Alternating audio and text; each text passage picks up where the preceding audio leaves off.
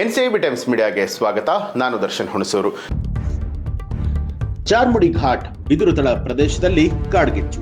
ಮೂಡಿಗೆರೆ ತಾಲೂಕಿನ ಚಾರ್ಮುಡಿ ಘಾಟಿನ ಬಿದಿರುತಳ ಪ್ರದೇಶದಲ್ಲಿ ಕಾಡ್ಗಿಚ್ಚು ಕಾಣಿಸಿಕೊಂಡಿದೆ.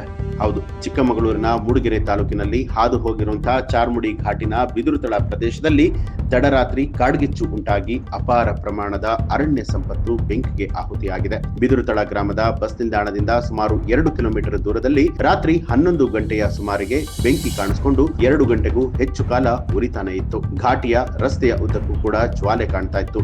ಪ್ರಯಾಣಿಕರು ಅರಣ್ಯ ಇಲಾಖೆಗೆ ಮಾಹಿತಿಯನ್ನ ಕೊಟ್ಟರು. ರಾತ್ರಿ 12:30ರ ಸುಮಾರಿಗೆ ಇಲಾಖೆಯ ಸಿಬ್ಬಂದಿಗಳು ಸ್ಥಳಕ್ಕೆ ತೆರಳಿದ್ರು ಕೂಡ ಬೆಂಕಿಯ ಜ್ವಾಲೆ ತೀವ್ರವಾಗಿದ್ದರಿಂದ ನಂದಿಸುವಂತಹ ಕಾರ್ಯ ಪೂರ್ಣ ಆಗಿರಲಿಲ್ಲ.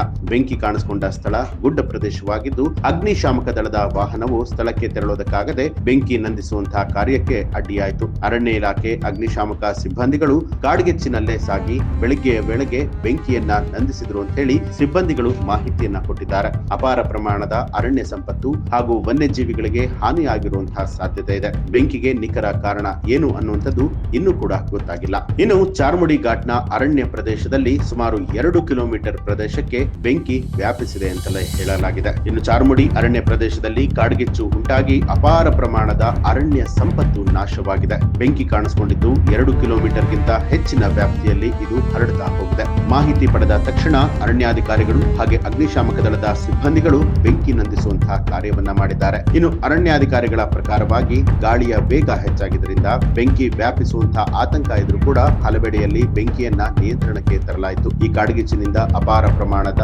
ಸಸ್ಯ ಸಂಕುಲ, ಪ್ರಾಣಿ ಹಾಗೂ ಪಕ್ಷಿಗಳು ನಾಶವಾಗಿರುವಂತಹ ಸಾಧ್ಯತೆ ಇದೆ ಅಂತಲೂ ಕೂಡ ಹೇಳಿದ್ದಾರೆ. ಇನ್ನು ಕಾಡ್ಗಿಚ್ಚಿಗೆ ನಿಖರವಾದ ಕಾರಣ ಇನ್ನೂ ಕೂಡ ತಿಳಿದು ಬಂದಿಲ್ಲ. ಈ ಕುರಿತು ತನಿಖೆಯನ್ನ ಕೈಗೊಳ್ಳಲಾಗಿದೆ ಅಂತ ಹೇಳಿ ಅರಣ್ಯ ಇಲಾಖೆ ಮಾಹಿತಿಯನ್ನ ಕೊಟ್ಟಿದೆ. ಇನ್ನು ಈ ಒಂದು ಮಾಹಿತಿಗೆ ಸಂಬಂಧಪಟ್ಟ ಹಾಗೆ ನಿಮ್ಮ ಅನಿಸಿಕೆ ಅಭಿಪ್ರಾಯವನ್ನ ಕಮೆಂಟ್ ಮಾಡಿ ತಿಳಿಸಿ. ಹಾಗೆ ನೀವಿನ್ನೂ ಕೂಡ ನಮ್ಮ ಚಾನೆಲ್ ಅನ್ನ ಸಬ್ಸ್ಕ್ರೈಬ್ ಮಾಡಿಲ್ಲ ಅನ್ನುವಂಥದ್ದಾದ್ರೆ ಈಗಲೇ ಸಬ್ಸ್ಕ್ರೈಬ್ ಮಾಡಿ, ಬೆಲ್ ಐಕಾನ್ ಒತ್ತಿ.